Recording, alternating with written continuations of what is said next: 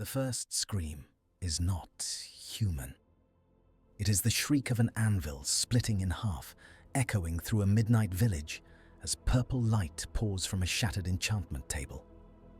Books float, pages ripping themselves free, ink bleeding upward in spirals. Every torch goes out at once. In the sudden dark, dozens of eyes gleam red at the edge of town, and among them, one Illager raises a stolen book that hums like a storm about to break. If you enjoy these darker Minecraft timelines, tap like and subscribe so you do not miss the next one, and tell in the comments which biome you would fortify first if this happened in your world. Now, back to that book humming like a storm. The world does not notice the theft at first. Far away from that doomed village, in a quiet plains biome, a lone player named Rian stands over a freshly crafted enchantment table. Rain mists across the wheat fields, soft and silver. Villagers murmur in their sleep. Somewhere below, in a mine lit by scattered torches, lava pops and hisses. Rian places a diamond sword on the obsidian surface. The glyphs do not move. He waits. The air remains still. No whisper of possibility, no drifting letters, no faint pull on his experience levels. The table is silent stone. Rian frowns, checks his bookshelf ring, adds 2 more shelves, tries again. Nothing.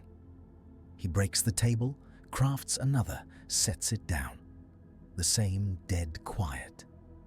He does not know that many chunks away, a pillager patrol moves through a forest, their crossbows wrapped in strips of purple cloth that shimmer faintly, bolts tipped with unnaturally bright flame.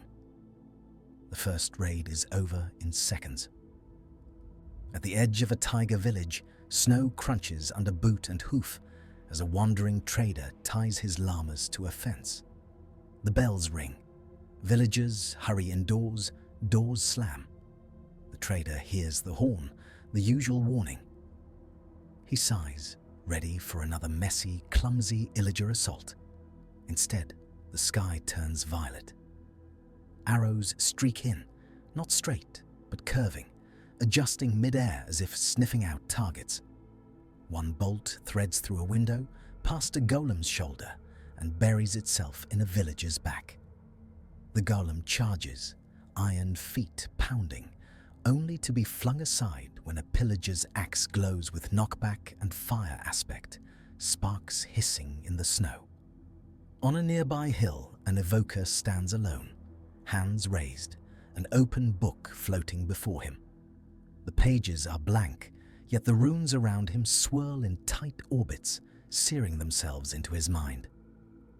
When he gestures, a shimmering shield blooms around the raiders, deflecting arrows and snowballs alike. The trader watches in horror as the golem burns, as villagers fall mid-sprint, as emeralds scatter like lost teeth.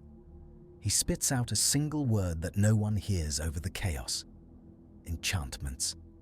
Across the world, enchantment tables fail. In desert temples, in mountain bases, in cozy oak cabins with glass windows overlooking rivers, players stand confused around inert obsidian slabs. Bookshelves loom useless, no longer gateways to power. Swords remain dull. Bows remain ordinary wood and string. The librarians are the first to panic. In a savannah village perched on a plateau, a librarian slams his lectern, flipping through his enchanted books. The shimmering text inside has gone flat, the letters dull and mundane. A mending book now reads like a children's story about wheat. A protection of forged tome speaks only of wool and beds. He grabs a book and runs to the center of town, waving it in front of the iron golem. The golem stares with blank, carved eyes. The librarian feels something he has never felt before: helplessness. Deep under the ocean, in a hidden base of glass domes and prismarine corridors, a player named Lisa leans against a conduit, watching guardians glide by. She has always been ahead of the curve. Enchanted trident, respiration helmet, depth strider boots. Or rather, she had. Her gear sits in a chest now, its purple sheen gone, names erased, reduced to plain diamond and netherite. She had assumed it was a glitch. Then she saw the Illagers. Her spyglass caught them on a distant mushroom island, testing something. A vindicator swung an axe that left a trail of blue flame in the air, cutting through stone as if it were wool. A pillager fired a bolt that split into 3 mid-flight, each one bending toward a different target dummy. Now she sits in the dim, the conduit's soft pulse matching her heartbeat, and she realizes that she is not living through a bug. She is living through a theft. The stolen secret did not begin as a book. It began as a question. In a woodland mansion, long before the raids changed, an Illager named Merith watched an adventurer through a crack in the wall. The player stood before an enchantment table, placing tools, weapons, armor, cycling them one by one. Purple letters danced. Experience orbs drifted from him to the table.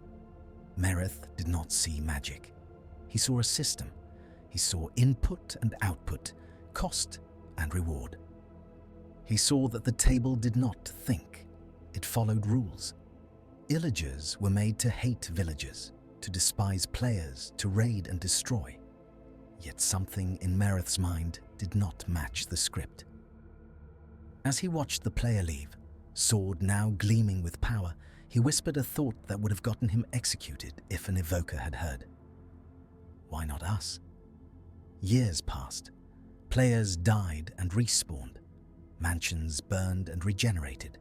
Raids failed and succeeded. Always the same pattern.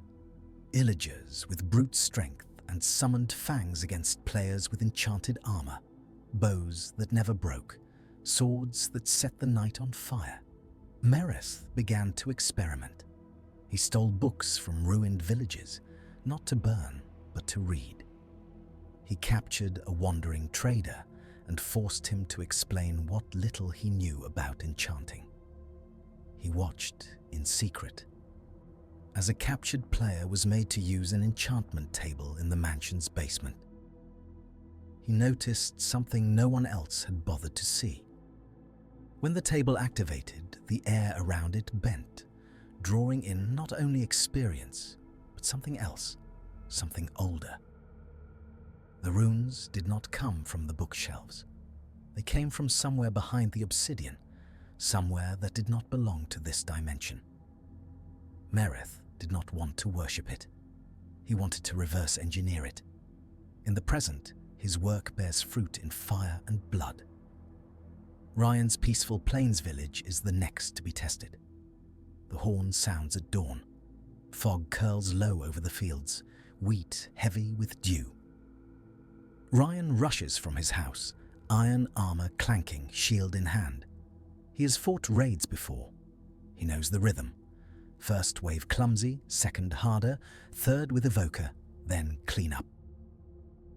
He does not know that the evoker leading this raid has stood in Merith's chamber, beneath a ceiling painted with stolen runes.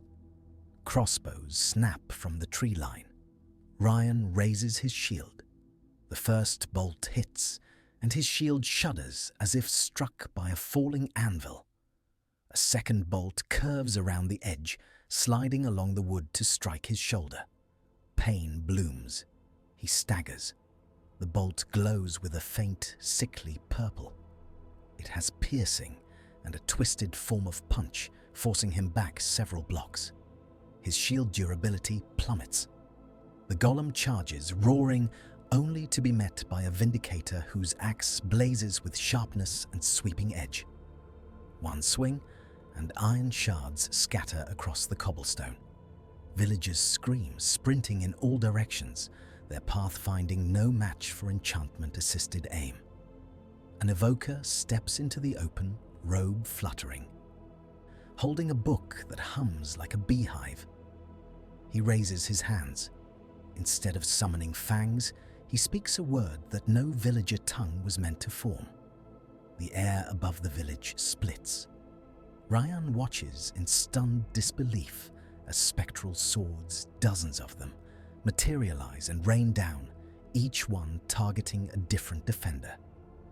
They hit with the force of a fully drawn bow, then vanish, leaving only blood and cracked armor. Ryan runs. He does not run to escape.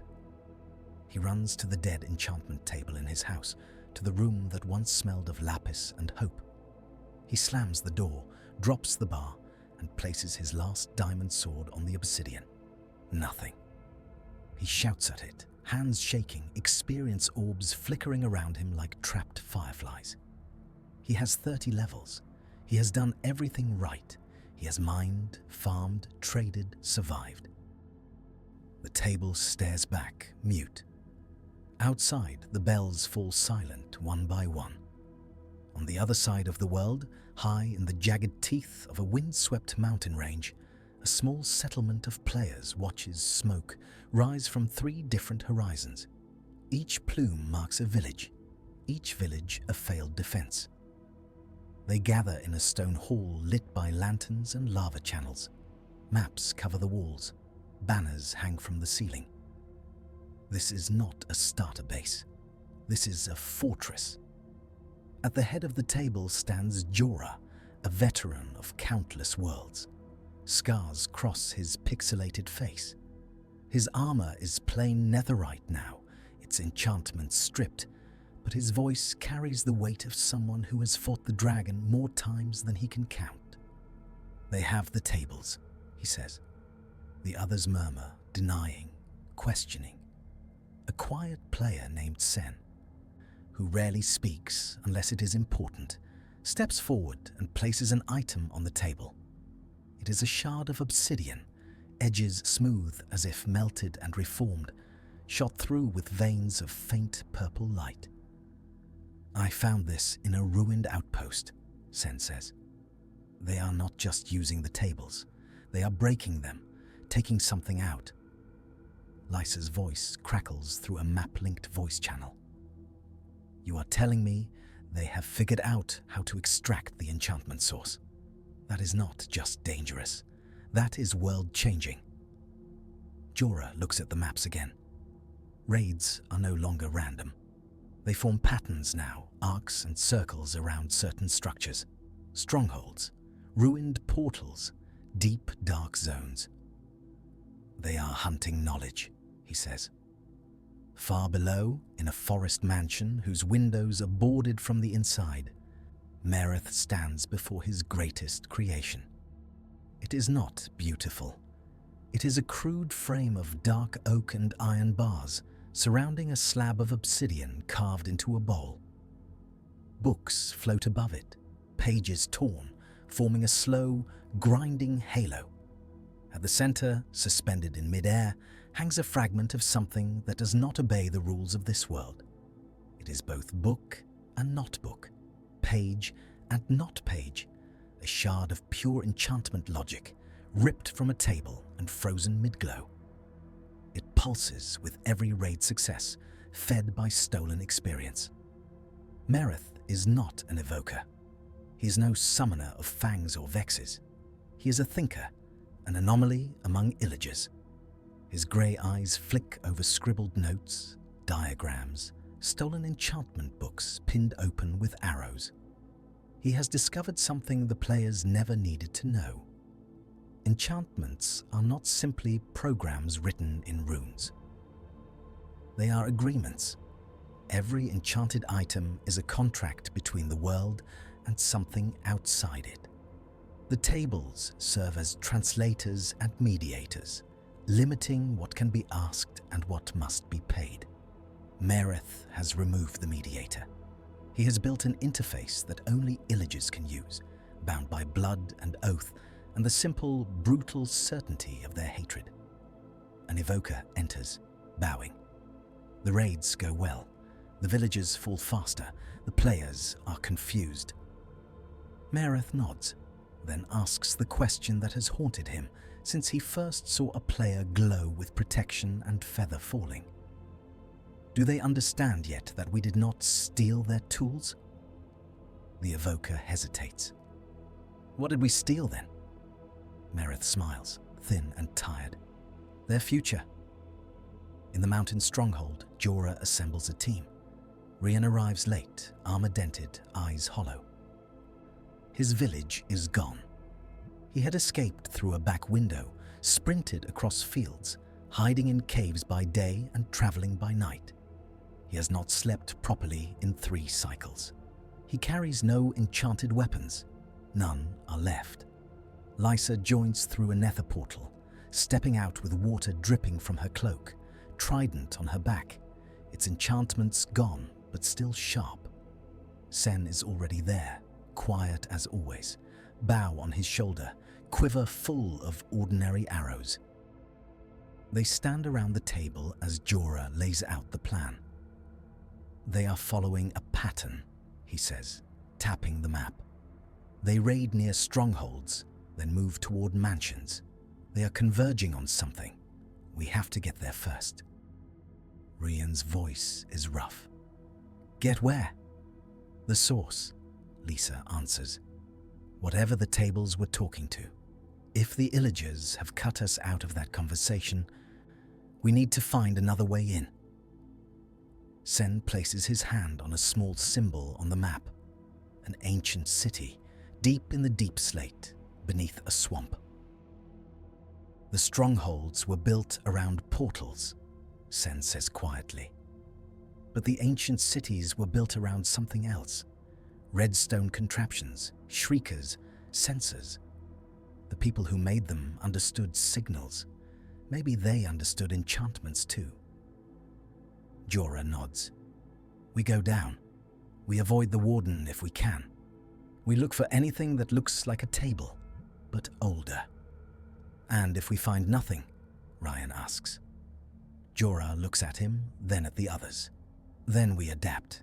We survive without enchanting. We become something the Illagers did not plan for. In the mansion, Merith faces his own resistance.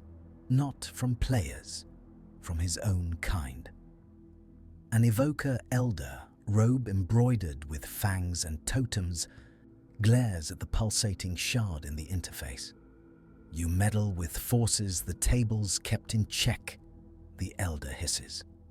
The contract existed for a reason. The overworld was balanced. Villages built, players raided, we avenged. This is a break in the pattern. Merith gestures at a window where smoke from a distant village raid smudges the sky. The pattern was already broken, he says. They grew stronger than us. They flew. They rained arrows from the sky. They wore armor that turned our axes into jokes. We were the ones stuck in repetition. We had fangs, the elder insists. We had vexes. We had fear. And they had unbreaking, Merith replies. They had mending. They had infinity. We were a nuisance. Now, for the first time, we are a threat.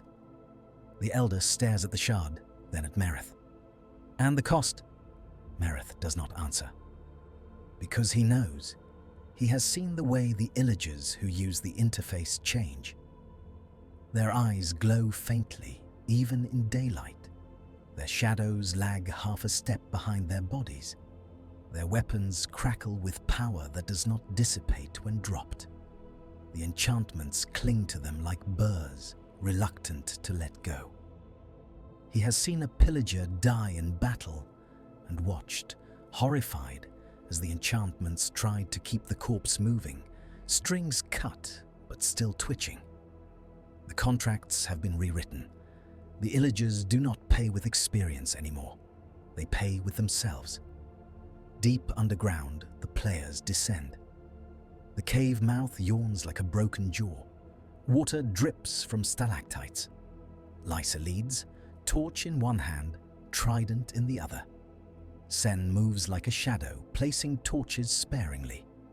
Jorah and Rian bring up the rear, watching for creepers, listening for the faint rattle of skeletons. The air grows colder. The stone darkens. Deep slate swallows their footsteps. They reach the ancient city at what feels like the bottom of the world. It sprawls beneath them, a graveyard of a civilization that thought it could control sound and darkness. Skulk veins pulse faintly, like veins beneath skin. Shriekers crouch like open mouths, waiting. They move carefully, wool blocks underfoot, breathing shallowly. In the center of the city stands a structure unlike the others. Not an altar, not a portal frame. It is a ring of carved deep slate, encircling a slab that looks eerily like an enchantment table without its obsidian, its corners etched with symbols that make Ryan's eyes water. Lisa approaches it slowly. "This is older," she whispers. "This is what the tables were based on." Sen runs his fingers over the carvings, tracing loops and lines. "These are not just letters," he says. "They are instructions, conditions. If this, then that. Like command blocks, but alive." Jorah looks up, sensing something. He realizes what it is a second too late. Silence. The city has gone completely silent. No dripstone, no distant lava, no bat squeaks. Even their own breaths sound muffled. Ryan turns, heart pounding. At the edge of the city, where the skulk meets the darkness, eyes glow. Illagers. They move in formation, boots silent on wool, crossbows already drawn. At their center walks an evoker with a book that bleeds purple light, and beside him, a grey-faced Illager with no robe, no totem, just a notebook in his hand and hunger in his eyes. Mereth. He has followed the same pattern Jorah mapped, converging on the same forgotten heart. The players and the Illagers stare at each other across the ancient stone. For a moment, no one moves. Then Mereth speaks, his voice oddly calm in the muffled air. "You came to reclaim what you think we stole." Jorah raises his shield. "We came to make sure you do not break the world." Mereth almost smiles. "You did not worry about that when you enchanted everything you touched." Rian steps forward, anger cutting through his fear. "We shared. We traded. We defended villages. You raid. You burn. You kill for fun." Mereth's eyes flick to him, then to Lisa's plain trident, to Sen's ordinary bow. "You built your kindness on power you did not understand," he says. "We understand it. That is why you are afraid." Lisa's voice is low. "You are not trying to balance anything. You are trying to own it." Mereth looks at the ancient slab. "No," he says. "I am trying to free it." He raises his hand. The evoker beside him chants, the stolen book flaring. The shard in Mereth's interface, miles away in the mansion, pulses in answer. The ancient slab beneath the player's feet shivers. The city awakens. Skulk veins flare bright cyan, racing from block to block. Shriekers scream without sound, their mouths opening wide, sending invisible ripples through the stone. The enchantment logic that had slept here, dormant and patient, feels the tug from the mansion shard and responds. The contract is being rewritten again. The warden rises. Not from the ground, but from the skulk itself, tearing free in a shower of black and blue dust. Its chest cavity glows, its head turns, sensing vibrations that are more than footsteps now. It feels the warping of rules, the pulling of threads that hold the world's physics together. It roars, and the roar is not just sound. It is rejection. Everyone freezes. The warden swings, not at the players, not at the Illagers, but at the ancient slab. The impact shatters stone, sending runes spinning into the air like flung knives. Some embed in walls, some vanish, some streak upward through bedrock toward the surface. Enchantments, freed from tables and contracts, scatter. Meereth stares, horrified. This was not his plan. He had wanted to control the source, not shatter it. He had wanted Illagers to hold the monopoly on enchantment, not unleash it into the wild. The warden swings again. The city convulses. Jorah shouts, "Move!" as a fissure opens, swallowing a row of pillagers whole. Lisa drags Raan back from the edge.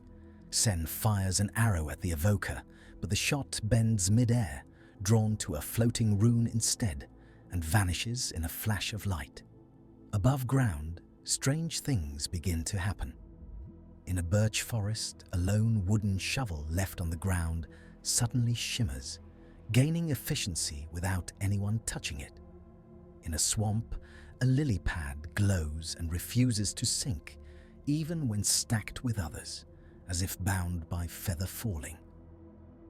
In a tundra, a wolf's teeth gleam with something like sharpness as it brings down a skeleton in one bite.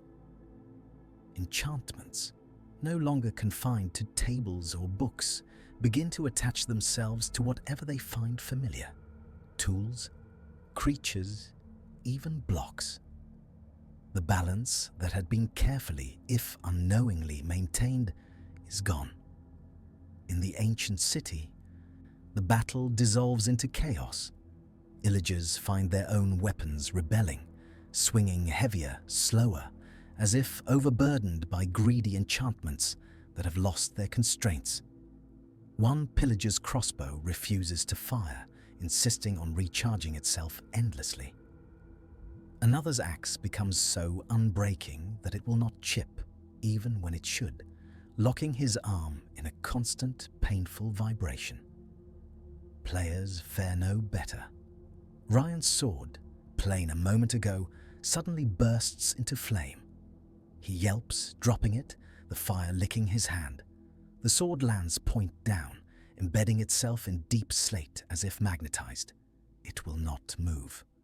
Lisa's trident hums, then tears itself from her grip, spinning upward to hover over the slab, caught between the ancient code and the new, broken contract. Sen, somehow, remains untouched. He moves with the same quiet precision. His bow still just wood and string. He realizes why. He never enchanted it. He nocks an arrow, draws, and aims not at Meereth, not at the evoker, not at the warden. He aims at one of the floating runes. The arrow passes through the glyph, picking up a faint purple trail, and strikes the shard of enchantment logic embedded in the air above the slab. The shard cracks. The warden roars again, this time with something like satisfaction. The connection between mansion and city snaps. In the woodland mansion, Meereth's interface explodes in a shower of obsidian and splinters. The shard at its center flares, then implodes, sucking in the floating books, the stolen runes, the carefully calibrated diagrams. Evokers scream as their eyes dim, as their enchanted fangs stutter and vanish. Across the world, enchantment tables flicker. For the first time since the theft, their surfaces glow faintly. Glyphs twitch, trying to form. Lapis in chests hums, rattling against wood. The system is trying to heal, but the damage is done. In the ancient city, the warden, its tasks complete, sinks back into the skulk, leaving behind a crater where the slab once stood. The runes have dispersed. The Illagers, ladderless and disoriented, retreat, dragging Meereth with them. He does not resist. He looks back once, meeting Rian's eyes across the broken stone. There is no triumph there, only exhaustion. The players climb back to the surface, bruised and shaken. Days pass. The world does not end. It changes. Enchantments return, but they are not the same. Tables work again, but imperfectly. Sometimes a sword gains 2 enchantments instead of 1. Sometimes a bow refuses to take infinity, offering only punch and power. Sometimes a book placed on the table absorbs the glyphs and remains blank. Villagers adapt first. Librarians begin to classify the new behavior, testing combinations, noting which tables in which biomes give which quirks.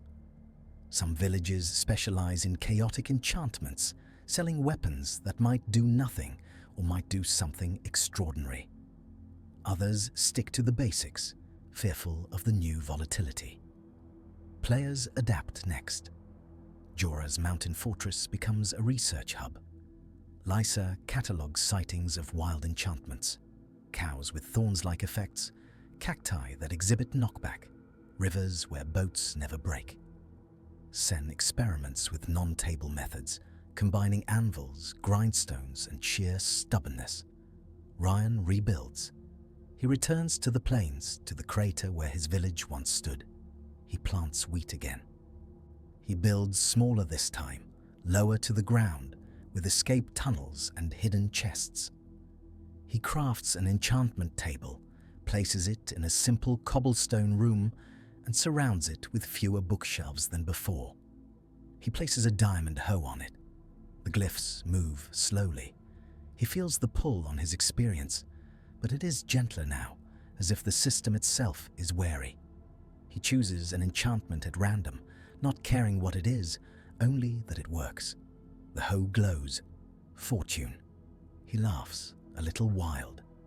In the woodland mansion, the mood is different. Illagers move more slowly. Their eyes no longer glow. Their weapons, while still dangerous, no longer bend arrows mid-flight or cut through stone like wool. They have lost their monopoly.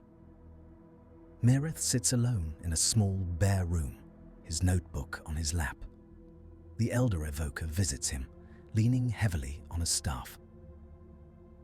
"You broke the pattern," the Elder says. "You broke our enemy's advantage. You broke ours as well. You tore the contract and scattered its pieces. Was it worth it?" Mereth looks out the window at the forest, where wild enchantments flicker in the leaves, making some trees resistant to axes, others prone to fall in perfect, clean logs. "I did not expect the Warden," he says. "I did not expect the Source to resist us both." The Elder snorts. The world resists everyone eventually.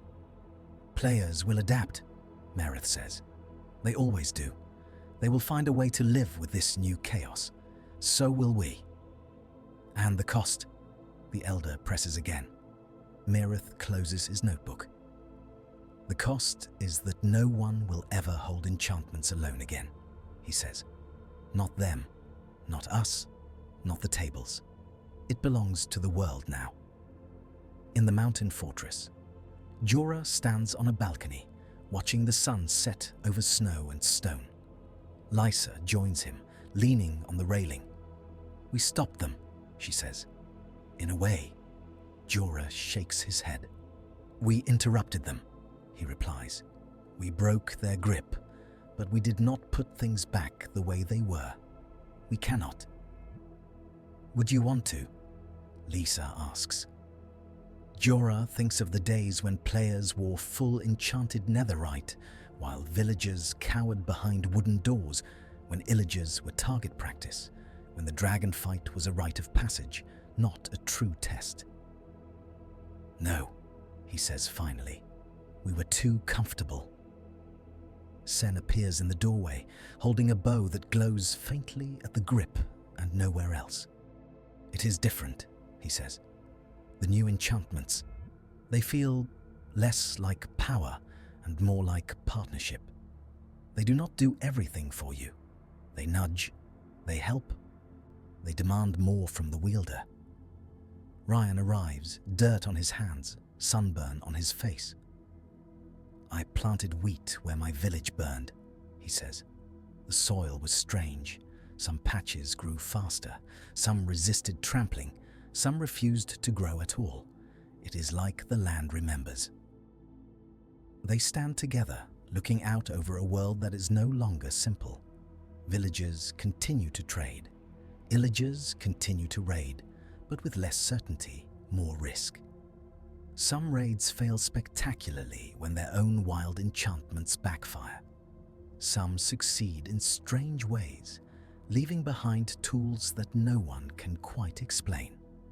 Wandering traders tell stories of oceans where depth strider is not needed because the water itself seems to push swimmers along, of caves where fortune is baked into the stone, of forests where axes sometimes decide they will not cut a particular tree.